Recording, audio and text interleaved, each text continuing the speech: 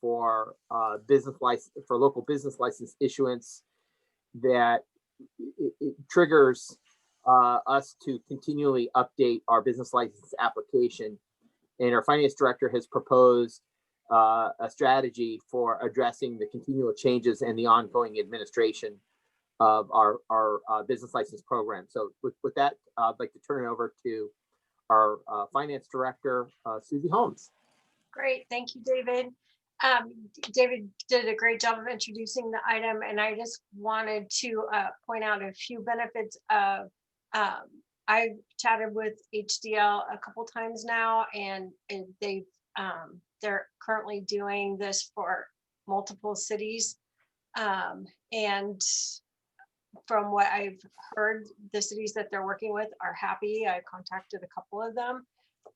They're happy to outsource it. HDL would do everything from accepting the applications and renewals to setting up on our website a place where you could go in and automatically update your information. They would go through the process of accepting the payment. They would work with our staff if there are like zoning issues or home occupancy issues or things like that come up. And essentially, we would be saving money if you calculated the amount of time that city staff is putting into processing these and taking the phone calls for requests for information. So there would be about a $45,000 or $50,000 savings to the city. Plus, it would just free up our staff to be able to concentrate on, you know, the information that they and the tasks that they really we could use them to concentrating them on. We do have Connor Duckworth and Josh Davis from HDL. They're here to answer any questions about the proposal, or if you have questions that you would like to ask specifically. Yes, I do. Okay. And actually, I have some questions for you first, Susie, before we jump into that. But did they have anything that they wanted to present before we talked about this? Are they just here to answer questions? Just to answer questions. Okay. So I just wanted to make sure that I'm reading the packet correctly. So it seems to me that we're collecting $60,000 a year, and it costs us $61,480 to do that. And they're saying that we could, with their turnkey approach, they would charge us $11,250 to collect $61,480. That's correct. So just wanted to make sure I was reading that correctly. So in the 61,000, it includes my time, staff time. What it does not include, and because it would be continuing, is planning or building their time, because they would still need to approve the applications that, like I mentioned, that affect zoning or home occupancy tenants. So it's not a clean $50,230 savings. There's still a portion of that is going to go toward planning and building and any other oversight or whatever that you have. Exactly, but I also didn't include it in our costs. So I included it in the city's time and materials because of that. So actually, it actually costs the city more based on the time spent by planning and building. Sorry, it's going to be more. So we're still going to be behind on it. We're not going to come out ahead. Okay. No. I'm sorry. I'm not following what you said. So in the report that I created that shows the time and materials for that the city is currently spending 61,000. It actually costs us more than that because I don't have planning and building input. I gotcha. I don't have that on there, and I didn't include it because that will continue. Okay, but can you tell me what I wish you had included it, but that's, I understand. How much is it? I mean, typically a business license gets run through Ravel for a quick check to just make sure that the zoning is correct. I don't know the number we do per year, but it doesn't take him very long to do, maybe 10 minutes a pop, unless there's an issue, and then it can take hours if he's got to contact the person and let them know that they're not zoned correctly. I don't know, David, if you had anything else to add to that, but that's. And I understand that's what the business license fee is for, is to cover those kinds of checks. And that's exactly what it's for. So, but Typically, if you had a thumbnail as to how much it kind of costs per year. Well, how many is there, Susie? Per year? There are 750 business licenses. Right, but it will only be the new ones that would have to go through that process. Yeah. Right. Or people who move, or businesses. Honestly, I've been doing this. I've been doing it a long time. It's typically a pretty fast process, and most of them will be 10 minutes. Again, unless there's an issue where they're not zoned correctly, then it's a call or a letter, and that's so few of them. I'm sorry I don't have it quantified. But just to give you a sense, it's probably not a ton of time.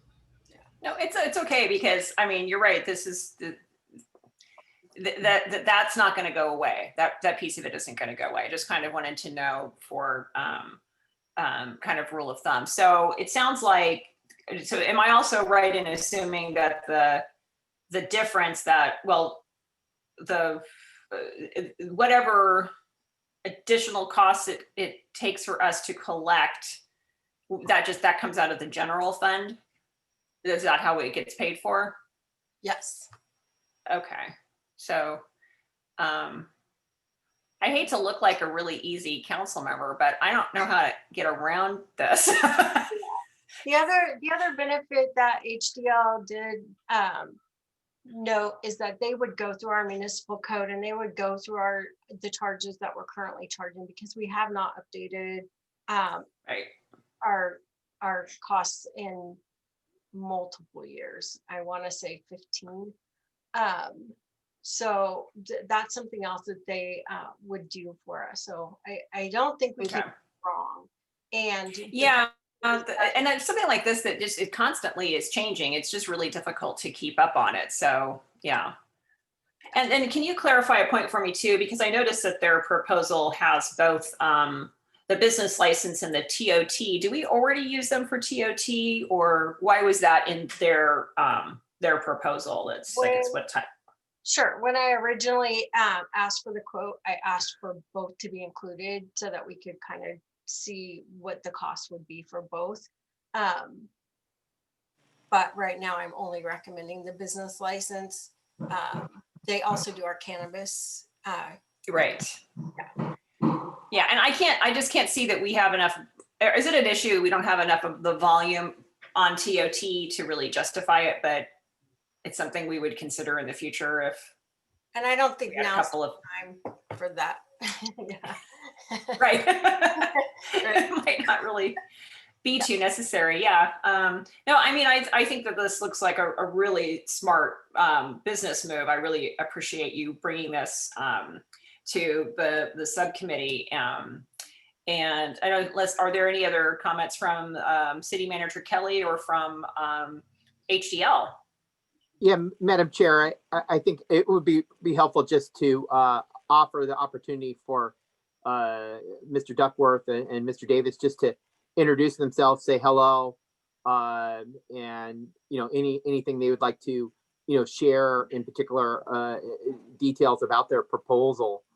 One point just before they do that, I just wanted to mention that what we see coming from the state legislature is increasing regulations around the business license process, and it is challenging for our small staff to update the applications and keep pace sometimes with all of the ongoing legislation. and how we have to adjust our application to comply with that new legislation. And a good example of that is the SB 205 and the SIP codes, because HDL does it every day. Right. They're kind of they're experts, and we would be relying on their expertise to help us. Whereas, and I think the question you raised about staff time, I know our senior engineering technician, took time to develop the corresponding portion of the application to address compliance with SB 205. And my sense is that HDL will provides that kind of expertise that can help us more effectively address the requirements and meet the intent of the legislation. So yeah, that sounds good. Yeah, maybe we can ask them to address some of the kind of back end technical issues as far as when the enhanced customer service, the auto or the automatic updating of form of the business application form, to all the cities. How do they push that out to how we integrate that their form through a portal on our website, those sorts of things. So maybe if they want to just sort of address, some of the back end technical benefits, and then also any enhancements to customer service that they have seen with other cities, that would be very helpful. So yeah, I invite Connor or Josh to jump in and answer those questions at any time. Yes, thank you, Madam Chair, and I'm happy to do so. Thank you very much for having us here. I almost can't say better than I think what Susie and David, almost already have. I think there's definitely value in our service and why we have, I think, so many clients now. I think we are administering over 100 cities in California for their business tax or TOT. And a lot of that has to do with those things that we just discussed. It's an incredible challenge to keep up with some of the legislation, some of the changes, all the case law. While you may not have much issue, Los Angeles and San Francisco and San Jose are constantly getting sued and creating all sorts of problems for local, tax assessment. So there's, a lot to keep up with. It's hard for people to do. And I think that's one of the values that we provide, is being able to do this across the board. For everybody, gives us that expertise, but also a bit of bargaining power. So one of the things that helps us, as David mentioned with SB 205, because we represent so many cities, we were able to work directly with the State Water Board to develop these processes and procedures so they're not so burdensome. So they understand, where all the cities are coming from, and being able to represent, the voice of 100 and something cities versus you having to go and argue individually is a great benefit as well. And frankly, there's, one of our selling points is there's very few things that a city can do, sort of in one sweep, where you can reduce costs, increase revenue, and increase customer service all at the same time. That's an incredibly challenging thing for a government entity to do. And that's one of the things that we pride ourselves on being able to do. Extending the opportunity, especially in times like this with COVID, to be able to service the community in multiple ways, whether that's on the web, in the mail, over the phone, via live chat. These are all things that, can be very burdensome on cities to try to implement on their own. But because we're sort of able to spread that out across the, the massive scale, it really comes into benefit. We're also typically open more hours and more days, than cities that typically have lots of holidays and lots of stuff. So that lets us, continue through those additional service points as well. And up to this point, I can't promise anything because, as David said, the state is kind of crazy a little bit lately. But we've also not had to pass any charges or anything on to clients for doing all of that, because we have so many and we have to make those changes. All these adjustments and all these things that we do on the fly are typically all included in our process. So it truly is a turnkey approach. You don't have to worry about those nickel and dime things happening later every time something comes up. So in general, we believe it's the best practice and best policy for cities to implement. And I think as Susie indicated before, our customer base really speaks, highly of that. So I'll take a breath now. I rambled for a minute. Anything from anybody else? Any questions? I just, I like the idea of also freeing up staff to do I mean, not that this isn't important, but it's tedious and time consuming and detail oriented. And if we can free up staff to be more responsive to, for other areas, I think that that's great. So, I mean, I'm in favor of moving forward with this. And since I'm I guess I have to get David's agreement because he's on, he's a voting member of the subcommittee. So, I mean, I think this is a win-win, and I really want to, congratulate Susie and staff who are just,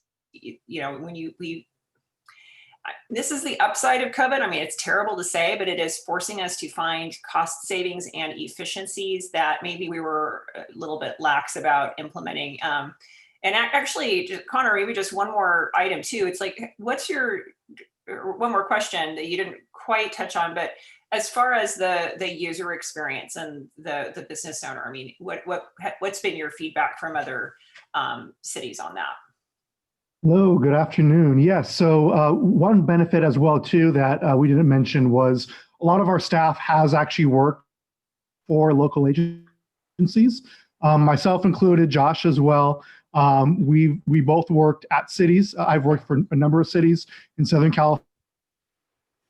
Problems not just from the businesses themselves, but some of the issues that might arise throughout City Hall. So back to that. We're really looking at some of the voids that have been sort of left between far in between, I guess, throughout the COVID situation, where we have various cities and counties that do need additional help, whether it is an extra sort of web-based program where we will build your entire web system for you to allow clients to do that, or the call support centers.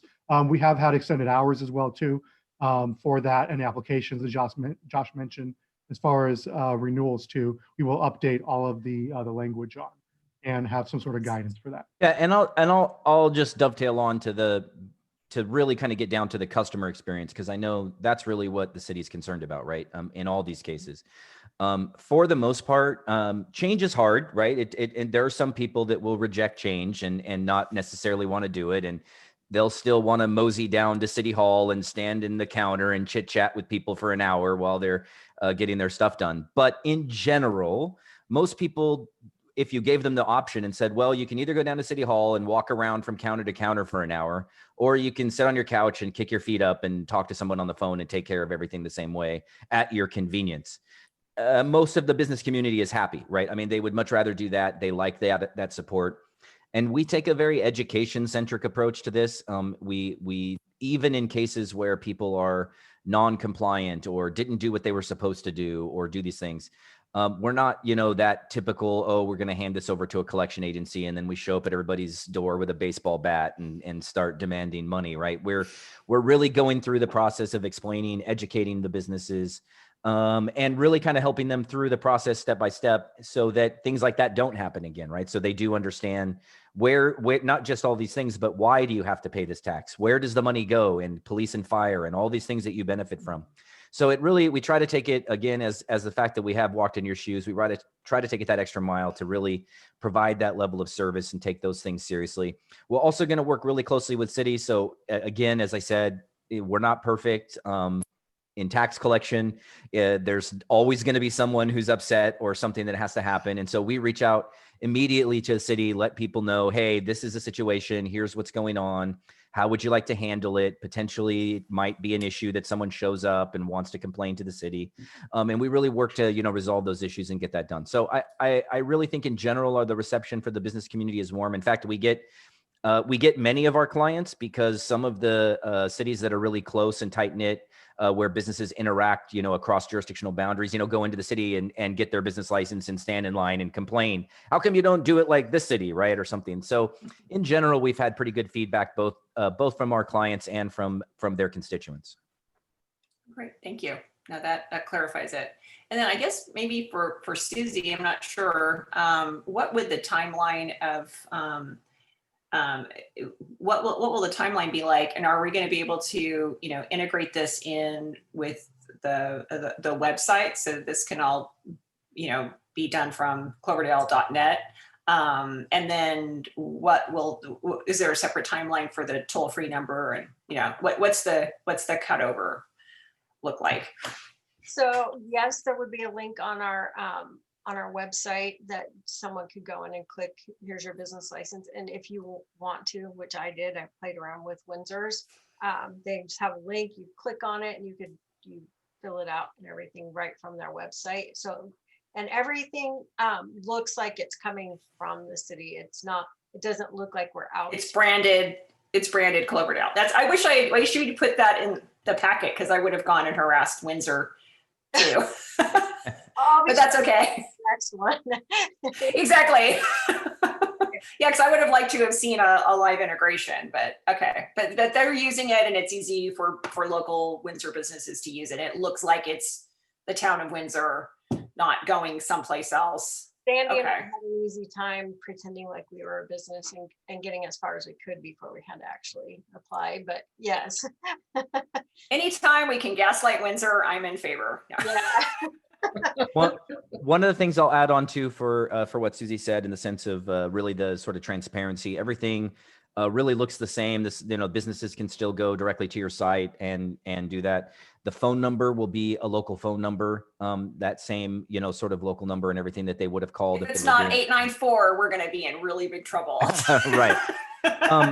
The other value is that because we do everything this way, because we're configuring everything custom for you, it's all autonomous for you. The phone number, the address, the website, everything is there. If at any such time in the future, suddenly you've got a windfall of revenues and you don't know what to do with them, and you think you want to bring all this back in house and do it all yourself, we offer a program to really seamlessly transition that back in with all that same technology, the forms, the tools, and everything we've built up. So you're not losing anything, not losing control, or then having to go, well, if we do this, it's going to cost us twice as much to bring it back.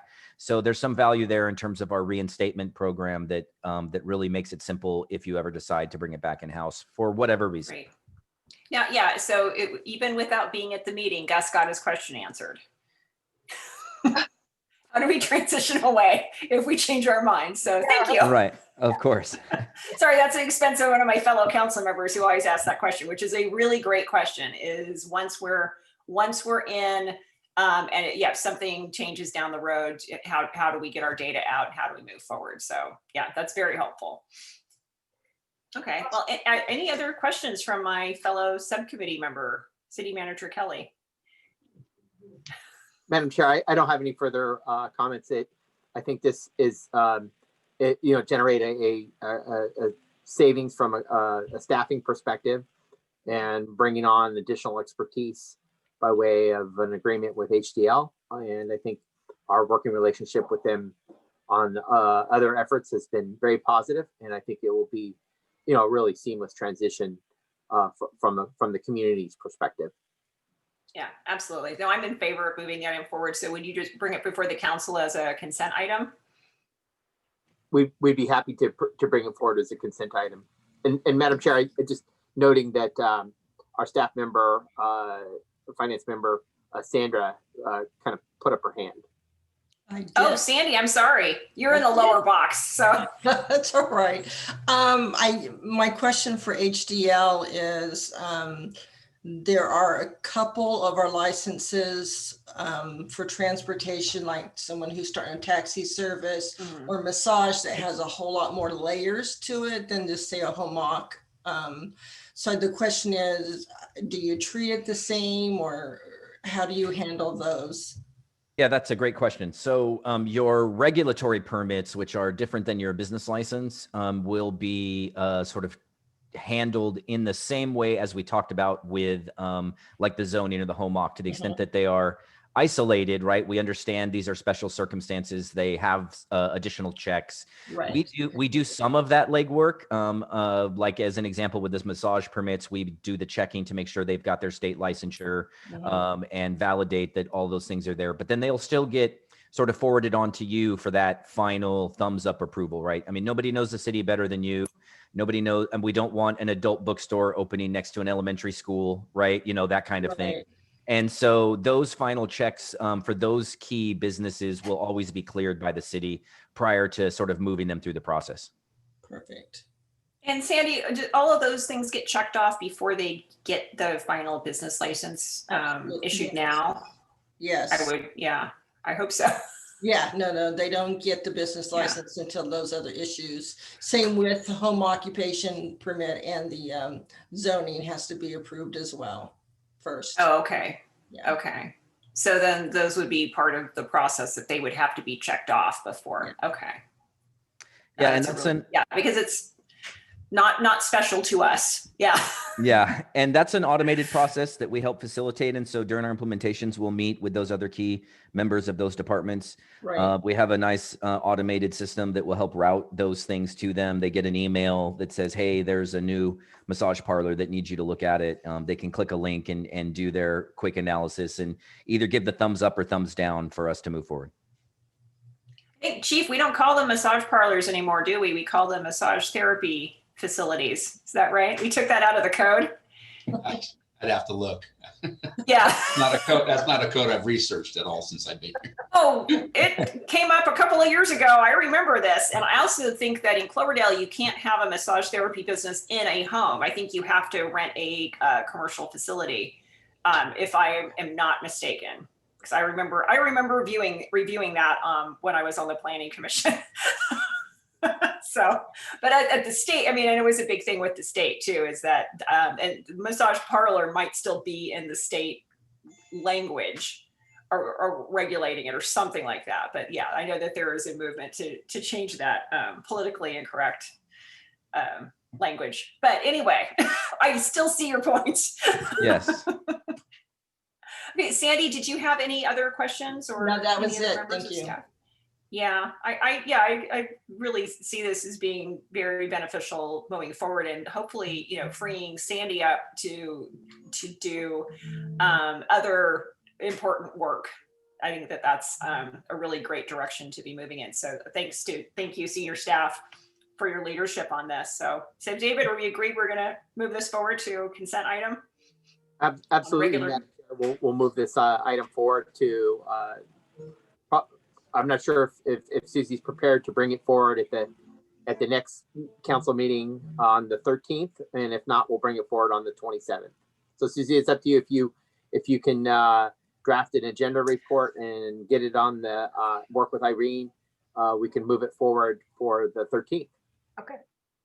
And Susie, would you make it, Susie or David, would you make an appointment with Gus to catch him up on this? Because I know that, these kinds of things are very important to him. And I think he would want to, I don't know if he's going to go back and watch this meeting, but if you could meet with him and bring him up to date on the plan, I know he'd appreciate that. Absolutely. Great. Okay. Anything else from Connor or Josh? No, ma'am. Thank you very much for the opportunity. We appreciate it. Absolutely. Looking forward to working with you on this in addition to the cannabis work, which I think we're going to be talking about pretty soon. So yes. Yeah. Great. All right. Well, with that, we can move on to item 6 and standing items. And I kind of just want to, can we just raise your hand if you have an update on any of these standing items or anything that you need to discuss? I do see, obviously we want to maybe just take a look at Measure P and the cannabis permits very quickly, but is there anything else that that stands out, City Manager? Madam Chair, just a real brief report and update on the COVID-19 pandemic. We as staff continue to monitor fairly closely, the state of the pandemic and also our response. We really closely look at the data that's being provided by the Sonoma County Health Department. Unfortunately, as we speak, we're really experiencing a significant surge in the positivity rate of COVID. We're up to around 38 cases per 100,000. So we're well above the tier 1 structure that was set through the governor's roadmap for reopening. And so, we're really trying to take an approach to support providing for testing opportunities in Cloverdale. We're somewhat beholden by the county for that effort, but I can assure you that staff is dedicating time to trying to promote testing opportunities in our community, along with other members of the city council, and in particular the Resilient Cloverdale initiative. And we're also continue to coordinate and collaborate with the chamber on appropriate business support activities, and particularly through the planning process. Our community development director, assistant city manager, works to try to coordinate business support activities on an as needed basis. So that's really my report for now. There's a lot of details, but I'll just keep it high level. Great, thank you. Yeah, I think we're all living it pretty much every day. So we're looking to you for any new news. So thank you for the update. I see Amanda has joined us. Did you have an item that you would like to comment under our standing items? Well, I'd like to let you know that Becky Enos is in the process of jumping on to report updates about the St. Joseph's Health Building Self-Healing Communities. Oh, great. She and I are both juggling other meetings and appointments. So if she's not here in the next couple minutes while you guys or you might look for her, Irene, and see if you can let her in as soon as she's able. As soon as we see her? Yeah. Oh, great. Thanks, Amanda. Oh, great. Well, actually, on that note, do we want to talk about item D and update on Measure P and cannabis permits? Is there any new news there other than the excise tax deposit report that is in the packet? Is anything that you need to call to my attention? It just. I think all right. that we had one business that was and still is behind on their payments, but they're making progress and getting caught up and have promised to make their final past due payment, I think this week.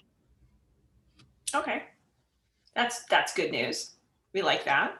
And actually, I'm going to put either City Manager Kelly or Kevin on the spot regarding update on the Sonoma County homeless emergency response. Do we have any news on that?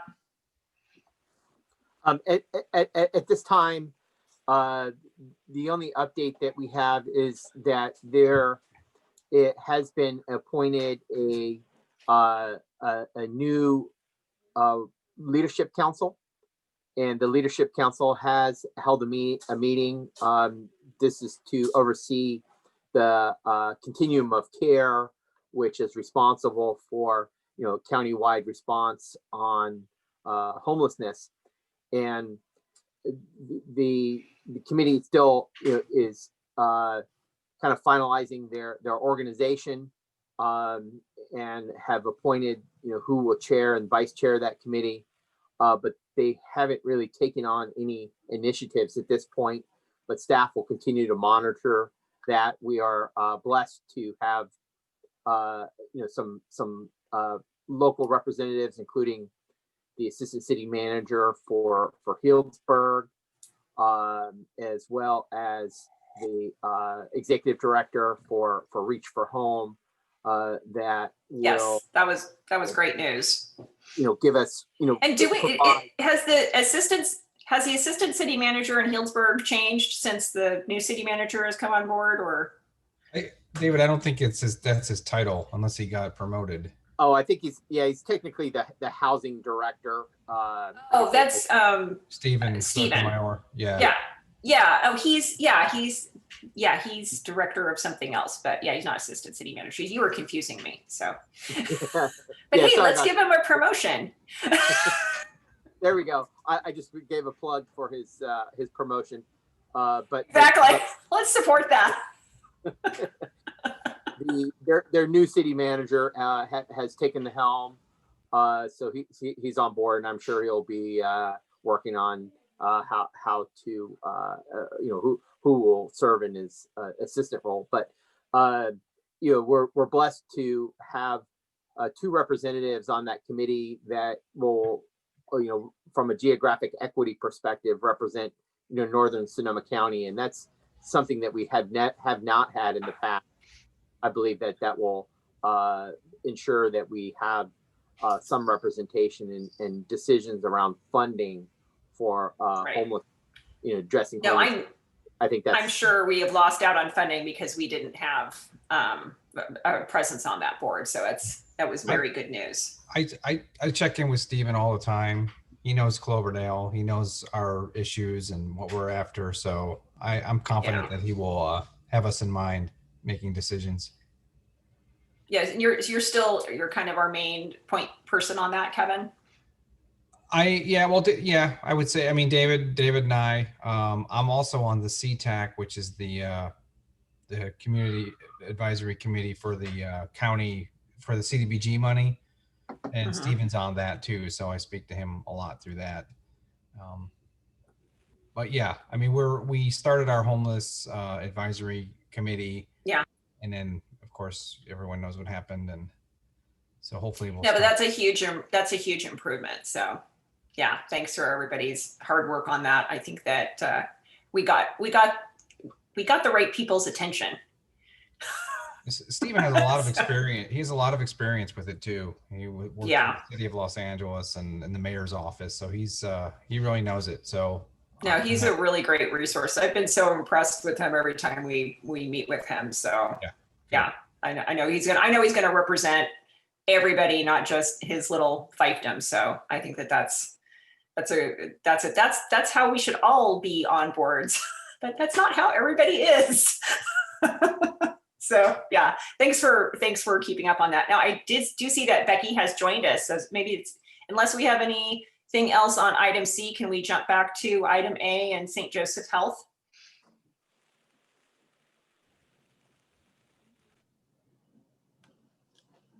Hi, Becky. I think you're unmuted. Happy New Year. Happy New Year. Thank you all so much. And may I just say that it reflects in the minutes that everyone's hair looks so nice. Even the gentlemen, I'm going to say that, even the gentlemen. How do you all do that? And I shortcutted it and put it up. You'd be shocked how long it is. I was going to say, there's been too many shelters in place for my hair to even remotely look good. Exactly. I'm calling it the make under, the COVID make under. Make under. I think you should coin that. Yes. So thank you. I apologize. I was on a call, and then is this meeting ever going to go back to 4? Can I just make sure I change my calendar appropriately? I think we are going to be at 1:30 for a while, Becky, because they have they have a meeting. Now we have another conflict, or a difficulty, which is very positive. It's the Resilient Cloverdale meeting from noon to 1. And so we had people who were passing out from low blood sugar and not able to go to the bathroom before the next meeting. So we've moved it to 1:30, and I think it's going to be here for a while. Unless, what do you think, City Manager? Very, very likely, though. I do want to share with the group that the council, as part of their review of subcommittees and regional boards, will take up a conversation about meeting dates and times. The council could very well. That's true. And if the configuration changes and people can't make 1:30, it may, we may find a new bat channel and a new bat station. Right. And new bat time. Yeah. And we would bring that it would be discussed at the council meeting on next Wednesday, the 13th, and then ratified the following council meeting on the 27th by resolution, setting the time and date for the committee meetings. But sometimes even after the council sets the date and times, there's a need for flexibility, and the meeting times may change. And that's why it's so important to, you know, sign up for agendas on our website. So you make sure that if for instance, if there's a special meeting, you by signing up, you ensure you get a copy of the agenda packet and notice well in advance of the meeting. Yeah, I'm absolutely with you on that, David. I think it's me and my lack of technology skills, and I have this repeating calendar event at 4 o'clock that I think I'm deleting, but apparently I'm not. So I just confuse myself every month. You're not But alone. anyway. Well, what do you have? Yeah. I don't know if we can heal your computer calendar, but maybe we can self-heal our community. Yeah, that actually might be easier for me to do, quite honestly. I wanted to just share with you so that from the previous month's minutes, the conversation continues with the Robert Wood Johnson Foundation. And I am excited to report that the conversation continues tomorrow at 3, which is why I was really hoping to get with you today. I realize it's short notice, but I did want to invite council or city management to that meeting. I would be happy to provide a Zoom link. Again, that is with Joe Hinton of the County Health Rankings and Communities arm of RWJF. And we will be kind of walking through how best to utilize his services and resources in that meeting tomorrow, and along with some other things he did. Let me know over the holiday break that he has a new role within the foundation that he's going to be transitioning into in March. So I'm anxious to get started with him, or at least know what the plan is before maybe he vacates his current role. And then we're kind of left out, hanging out there, not knowing what's going to happen. So Becky, what time is that meeting tomorrow? 3 to 4.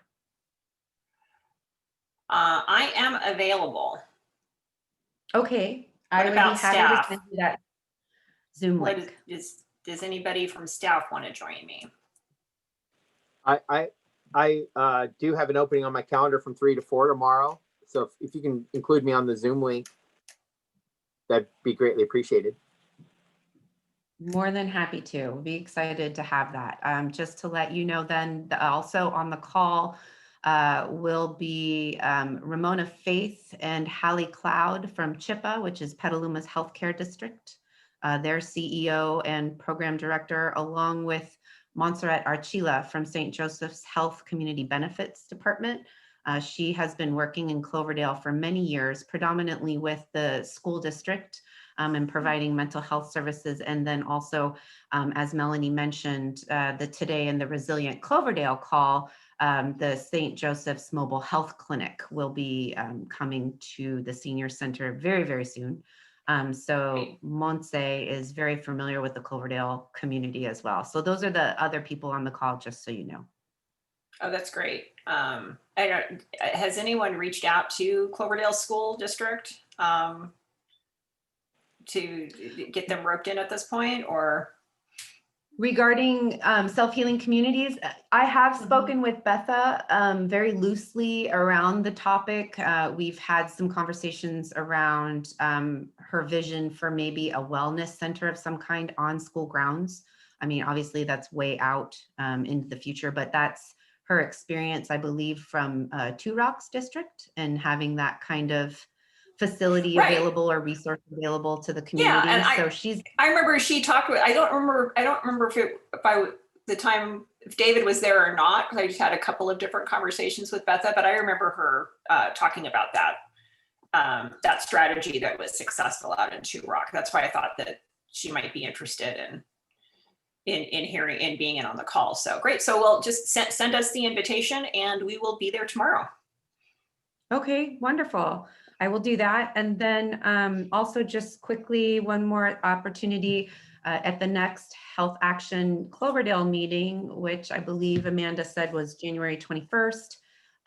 we'll be walking through a little bit of the self-healing communities framework and actually trying to operationalize a particular community issue or question. So to have a little bit more hands-on with the idea around self-healing communities model, we're going to do that at that Health Action chapter meeting.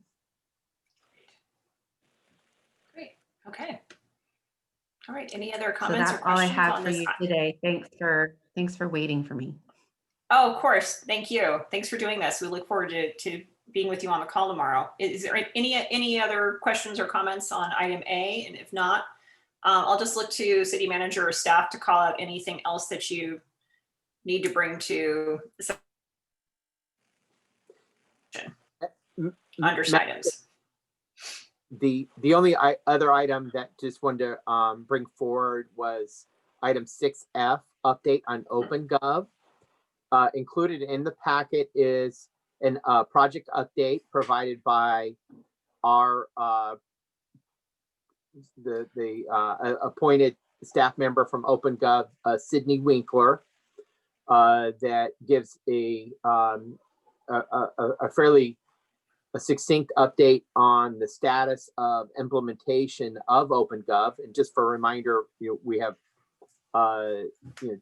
2 different tracks that we are implementing, which includes the budget and planning module, as well as the permitting, license, and code enforcement module. No, thanks for calling that out, because I actually had some things circled, a couple of things circled on this. I had a couple of questions. All right. I would have scrolled down to it eventually. Great. Yeah, I just want to mention that our finance director, Susie Holmes, and our finance analyst, Shannon Peterson, have been working diligently on the budget and planning deployment. And it's planning in terms of finance, not planning as in city planning. Planning with a small p. Planning with a small p. But then the permitting, licensing, and code enforcement track is being overseen by Assistant City Manager, Community Development Director Kevin Thompson, and he's been coordinating that deployment with our Public Works and building team, and the host of online permit processes that will go along with that deployment. But the update provided by Sydney includes a Gantt chart that shows kind of where we stood as of the middle of December.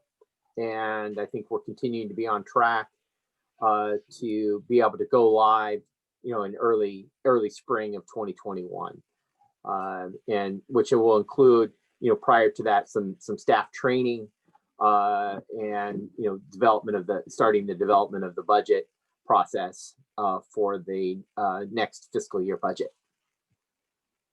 But Madam Chair, happy to answer with Susie's help and Kevin's help any questions you might have. So this first question is for Susie. So yeah, I'm just making a note that just because of when the email came in, December 10th, and when our meeting falls, there's a pretty significant gap. So we have under the B&P configuration and chart of accounts. So did we hit that the end of the green line under chart of accounts? Did we hit that? And we're done with that? We are done with the chart of accounts. Aren't they horrible? Yes. Charts of accounts are just like, they're horrible.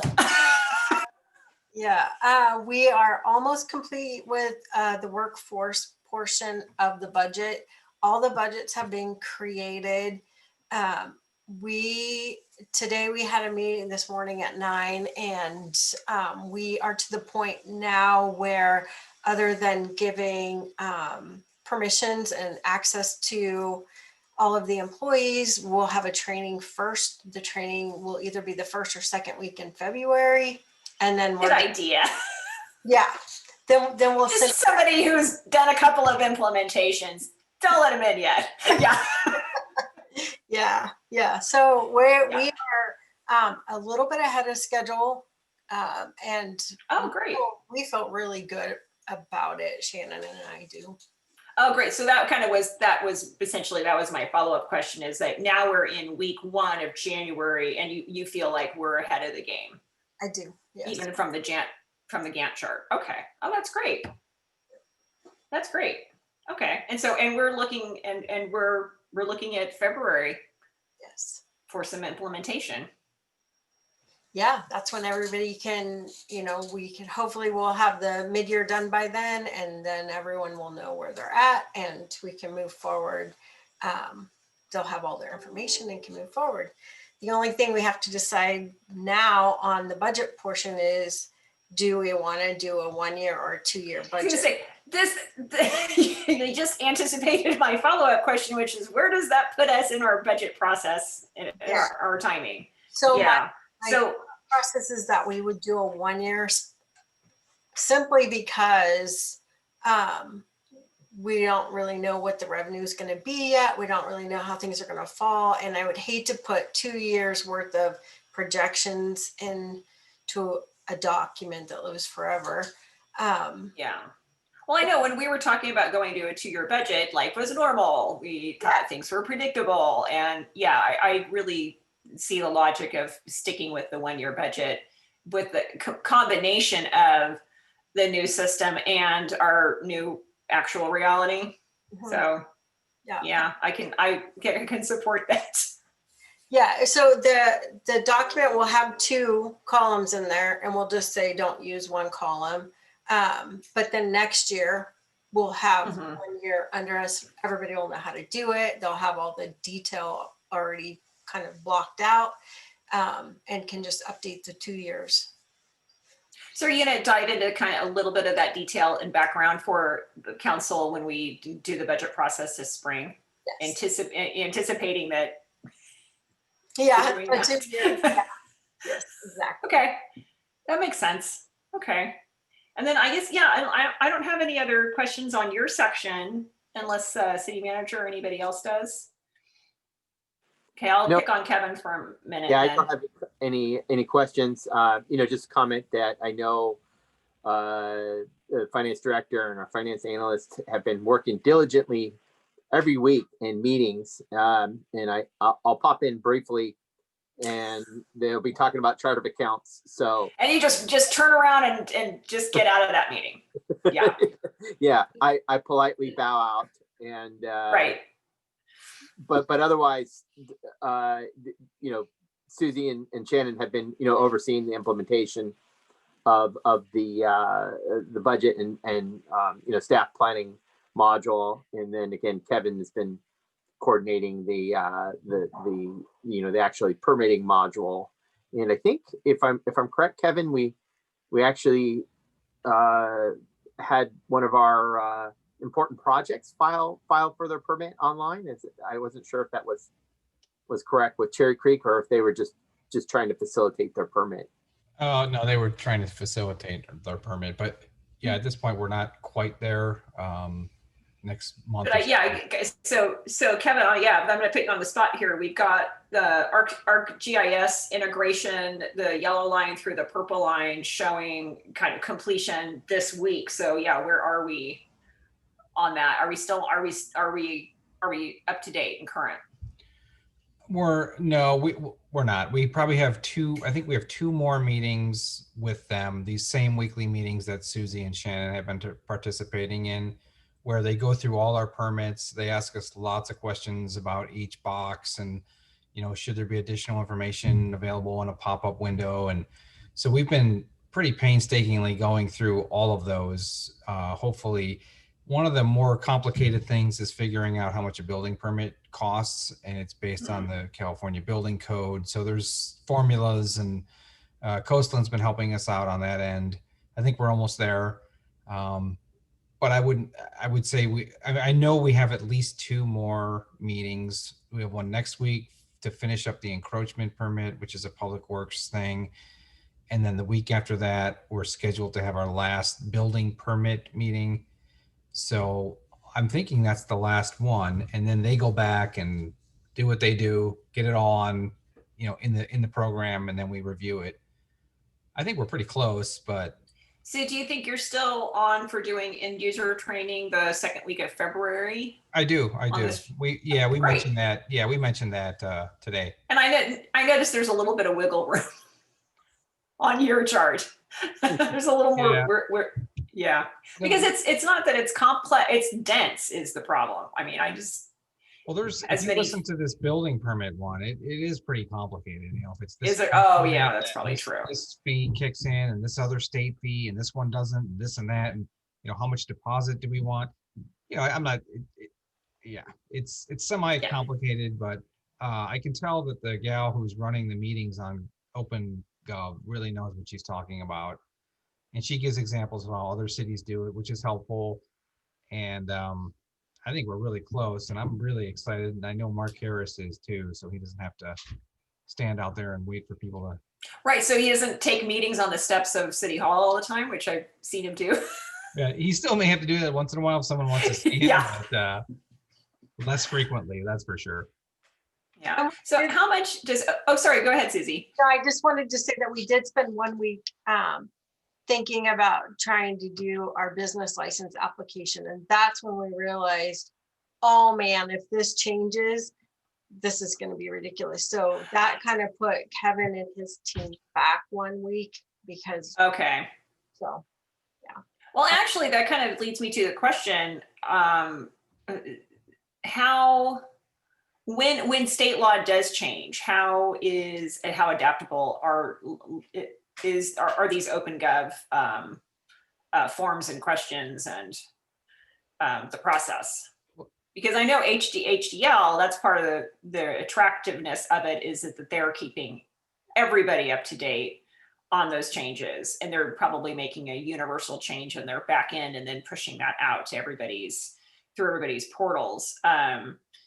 But yeah, so how adaptable is this when there are inevitable changes in building codes and things like that? Well, they keep telling me it's easy to make changes. You know, they're gonna get it up, we're gonna check it out, and if we need changes, they'll do them. One of the things I'm working on, which has been my goal, and David and I talked about this today, is updating our building permit fee, which is ancient. So, you know, right when that occurs, they're going to have to go in and change the, you know, the formulas. So they know that, and they keep saying it's not a problem. It's easy once it's established. So Okay. I can tell you what they're telling me. I don't know exactly how much work it is for them, but they keep insisting that it's fairly simple to change things. You know, I think they're pretty in tune with California stuff. They seem to have a lot of California clients. You know, we have things like the Cal Green fee that's on a building permit, and the seismic retrofitting earthquake, tiny little charges added to building permits, and they seem to know what those are. And so I'm hopeful that it'll be easy, because we are going to have hopefully a change in the next 6 months to our fee structure.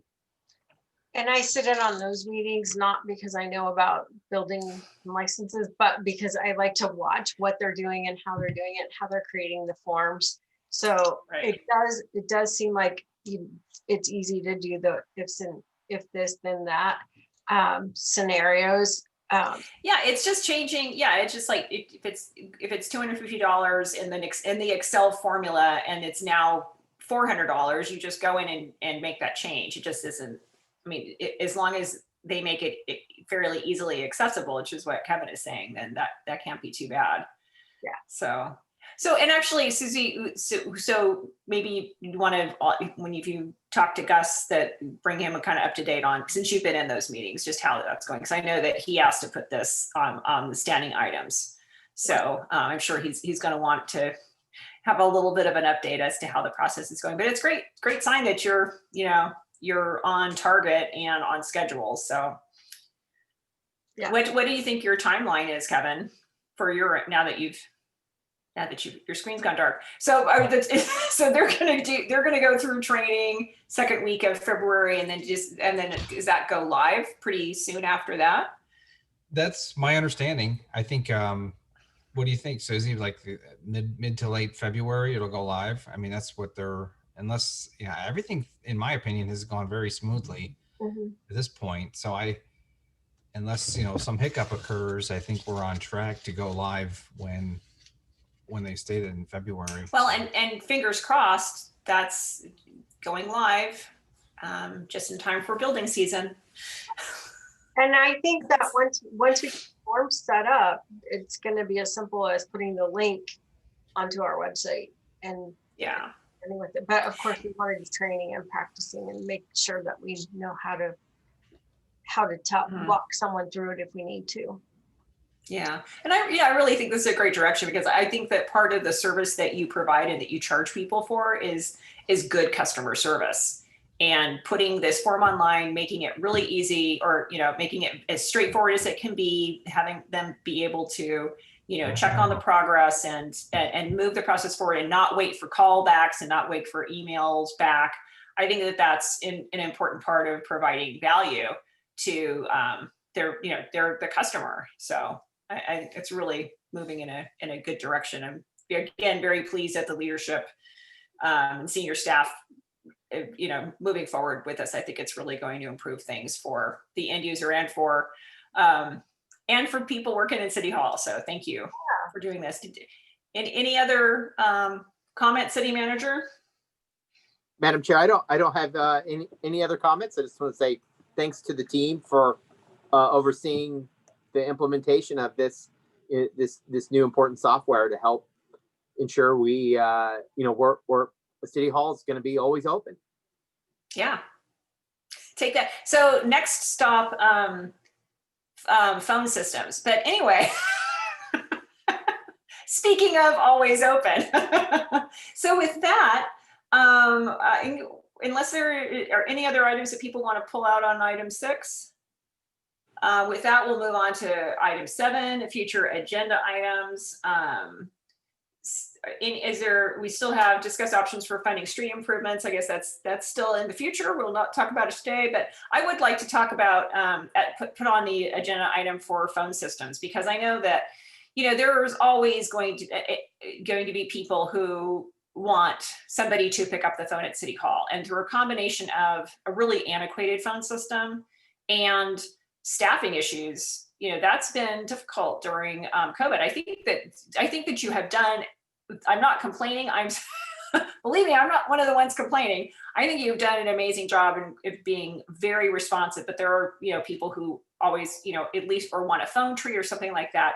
I know that for me as a council member, one of the frustrations is that I don't have my own extension and my own voicemail in City Hall. And I use a Google number that then forwards to Outlook or our Office 365 account, so that, and all of my phone calls go there, and then I'm able to get a record of it and return people's calls. And I could take live calls, but because of my schedule, it's something that I don't choose to do. I have to send people to voicemail so that I can figure out when it's timely to call them back. So I know that that's been one of my frustrations technically, and I think that in the COVID world, that's just something that we need to visit. I know that it's expensive. I know that there have been issues because we've had not great internet service at City Hall, which would have made VoIP a possibility. But maybe it's something that needs to be revisited. And I'd like to talk about it, especially before and do some more research about what some potential options might be before the budget process this spring. I don't know. You guys are the ones who've had to live with the phone situation. Does that sound, or am I off base? And they're like far bigger problems that you would want to address operationally. Yeah, Madam Chair, if I can to chime in on this topic, I think it falls under the heading of technology, of course, in a broad sense, and yeah. It is an area where we if I was to sit back and we had the benefit of time and money, I would recommend we do an IT master plan, and that VoIP and phone systems fall under that. Absolutely. Because I think there are some necessary investments that we need to look at, including extending or improving our internet infrastructure that would enable a more seamless transition to say VoIP within City Hall, because really VoIP necessitates that we have, really solid broadband services to facilitate our phone tree. But there are some alternative approaches we can address, to ensure, for example, council members have voice mailboxes, and that those voice mailboxes are able to convert, voice to text and send those to your inbox. And yeah, exactly. I mean, I'm not interested in having a voicemail box. I'm interested in having a voicemail box that also sends me virtual voicemail. So, yeah. And I know that we don't have the facility to do that right now. So I found a solution, and I did it myself. I don't think that's ideal, but but I also think that if that's the case, then, all staff need to have, that we need to have better functionality in all of City Hall. Right. And if it's something that we can't, that needs to wait, that's fine. But if we can look at it now, and I'd certainly support an IT master plan, because I think that's the direction that we need to go in. We just, and just figure out what's phase one, what are phase one items, what are phase two items, what are phase three items. Right. And just so that we're at least moving forward and not, it's not stuck where we are, and not looking for better solutions, because again, it just comes down to, customer service and responsiveness that the community is looking for from us. And if we have a really old, antiquated voicemail system and we're all working from home, that's it's just not working. Right. Well, I think there's some work we can do to improve our phone tree, so that, when members of the community call, that maybe they get, better service, or get to the end user that they're trying to connect with. So that's something we can certainly evaluate, because phone trees, I think, are always, nobody likes them. Yeah, exactly. They're pretty tricky. And you want to be able to get to an answer, whether it's leaving someone a voicemail, fairly quickly, and that's the challenge with the phone trees. How do you do that? I think our first order of business will be to try to set it up so that council members can, if you want to get a message to a council member, that it enables the community member to do that quickly. And so, maybe what we can do is start looking at the phone tree and see if there's some modifications we can make, and also get it set up so that if members of the community want to leave a voicemail message for council members, that it will convert it into a text or into an email. And because I most of us do that right now. I have that set up, so if someone leaves a voicemail message, it comes right to my email, and enables me to respond to questions. Unfortunately, and for PLAs too. I mean, that's why I did it the way I did it when I set up the Google number, which apparently Google is phased. That's the other thing too. I don't know how much longer I'll have it, because I know Google has said they're going to phase out Google Voice, which it's like, oh great, now that we're all dependent on it, let's phase out the product, which is Google loves to do that. And people wonder why I'm not a fan of Google. But as far as PLAs are concerned too, is that just ensures that there's a record of the contact. Right. Absolutely. And just to mention too, that we had dedicated time, and I received cost proposals for improving broadband services to City Hall, Police Department, and the courtyard and our annex. We just put it on hold, primarily because it was a cost item, given the uncertainty of the pandemic. But we could certainly revisit that as part of the budget process and bring those cost estimates back, because it's certainly part of our resiliency initiative to ensure we have adequate backup for our as we experience, our existing internet service provider has gone dark in a number of our emergency events, and so having a backup resilient system is something we could certainly explore. Yeah, yeah, obviously that's been part of our resiliency strategy. So, okay, so yeah, if we could add that to the item, and I don't expect there to be a lot of action on it, but I think it's something that we need to be talking about. The other item I would like to put on a future agenda item for the subcommittee is also making sure that, I mean, you know, for the time being, we don't know when we're going to be back in City Hall, and I just want to ensure that we can address any of the, again, like the telephone issue, any of the equipment needs that that may not be met by people working from home right now. Because, and so if there needs to be a budget adjustment to make sure that people have, you know, whether it's an iPad, a laptop, whatever it is, just because they didn't foresee COVID-19 doesn't mean that they shouldn't be able to, you know, acquire new equipment. So perhaps we need to, you know, take stock of the equipment that people have for working from home, and if we need to make sure that they can continue to safely do that, because I think that we're leaving COVID-19 1.0 and we are in 2.0. And I think it's a really appropriate time, especially before the next budget cycle, is if you need to make some additional adjustments, we need to do that, and we need to do it now to continue to guarantee that staff can safely work remotely. So can we just, is that vague or specific? Is that specific enough to be a future agenda item? Maybe, Madam Chair, what we can do is put in an agenda item, you know, entitled technology improvements for city facilities.